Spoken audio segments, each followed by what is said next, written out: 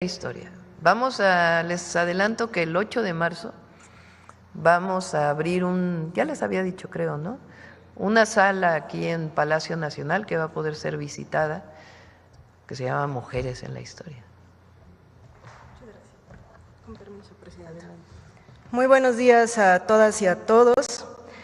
Yo creo que uno de mis personajes favoritos en la historia de nuestro país es el liberal Ignacio Ramírez, el nigromante. Es un personaje muy admirado y lo traigo a colación el día de hoy porque Guillermo Prieto escribió sobre él: yo para hablar de Ramírez necesito purificar mis labios. Qué impactante, ¿no? Entonces, con ese mismo respeto y con esa misma admiración, hoy quiero hablar de doña Rosario Ibarra. Por eso yo creo que es muy importante que esta semana, que fue su natalicio el pasado 24 de febrero, pues yo quiero recordarla con este respeto y con esta admiración que nos merece.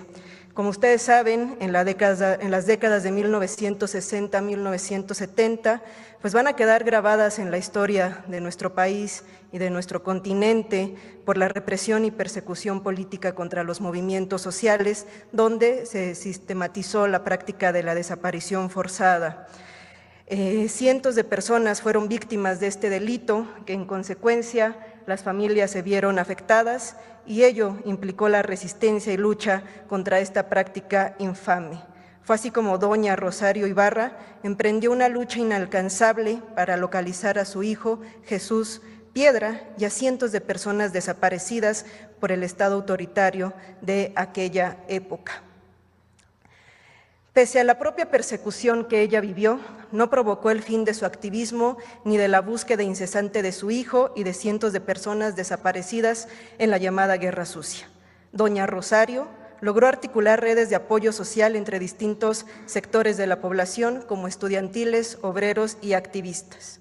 Y como saben, en esta sección nos gusta también hablar en colectivo, así es que como ella, junto con la perseverancia de otras mujeres, madres, hermanas y esposas de personas desaparecidas, han demostrado que existen luchas que solo son detenidas por el transcurrir natural de la vida, pero no por la pérdida de la convicción de encontrar justicia. La historia de doña Rosario Ibarra es también la de muchas mujeres que siguen luchando por la verdad y el esclarecimiento de aquellos hechos que suponen una mancha oscura en nuestra historia, y como ella lo manifestó en Somos las Madres, pues es una lucha de todas las mujeres, madres, hijas y hermanas, que les invito a ver en la siguiente cápsula. Mi caso es una calca, es una copia al carbón de lo que hicieron muchas mujeres en México.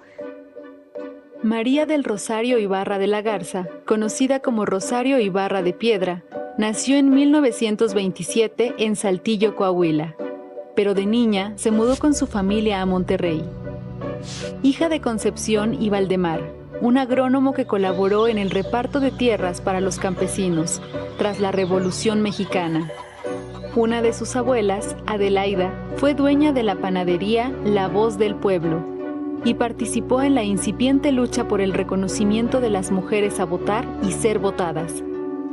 Todos fueron una importante influencia para ella.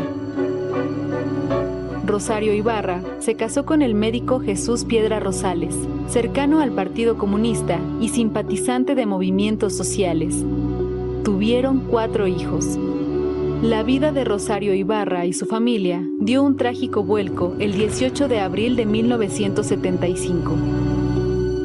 Ese fue el último día en que fue visto con vida su hijo Jesús Piedra Ibarra, tras ser detenido por agentes de la Dirección Federal de Seguridad. Jesús tenía 21 años, estudió medicina y era militante de la Liga Comunista 23 de septiembre. Al conocer la desaparición de su hijo, Rosario Ibarra se trasladó a la Ciudad de México y en varias ocasiones interceptó en eventos públicos al presidente Luis Echeverría. En su lucha conoció a otros familiares de desaparecidos durante la llamada Guerra Sucia, con quienes fundó en 1977 el Comité Pro Defensa de Presos Perseguidos, Desaparecidos y Exiliados Políticos de México, conocido más tarde como Eureka.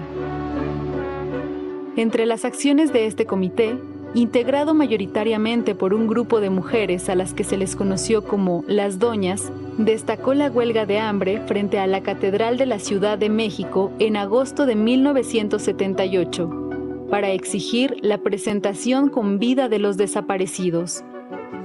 Gracias a la presión de este y otros movimientos sociales, en septiembre de 1978, el gobierno de José López Portillo publicó una ley de amnistía para presos y exiliados políticos de las décadas de los 60 y 70.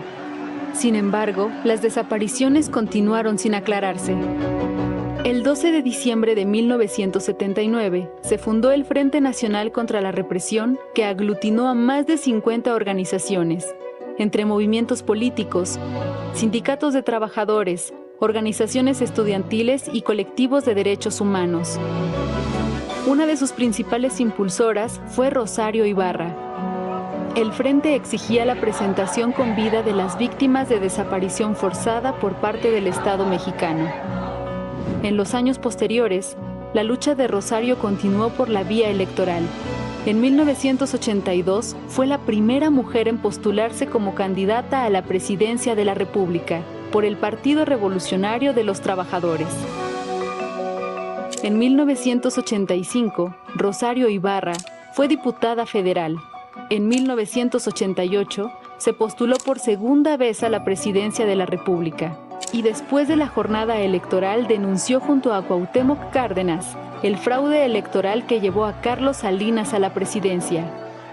En 1994 fue diputada federal y en 2006 y 2012 senadora de la República. La represión durante los gobiernos neoliberales contra los movimientos sociales como el de Atenco y la APO en Oaxaca reactivó el Frente Nacional contra la Represión para exigir una nueva ley de amnistía. Rosario Ibarra fue mundialmente reconocida por diversas instituciones defensoras de los derechos humanos. En 4 ocasiones fue candidata para recibir el Premio Nobel de la Paz. En 2019, el Senado de la República le otorgó la Medalla Belisario Domínguez por su incansable lucha por los presos, desaparecidos y exiliados políticos. Rosario Ibarra murió a los 95 años tras una incansable vida de lucha por los derechos humanos y la libertad y la justicia social en nuestro país.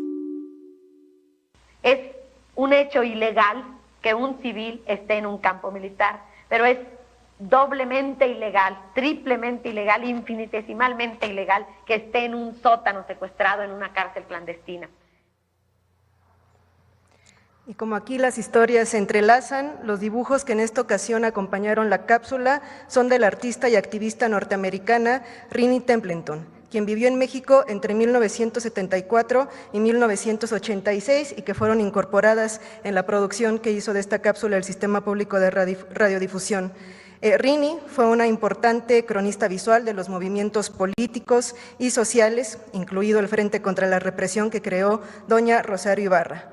Los dibujos de Rini Templeton, son instantáneas gráficas de la vida cotidiana, de las luchas donde las mujeres y los niños son importantes protagonistas.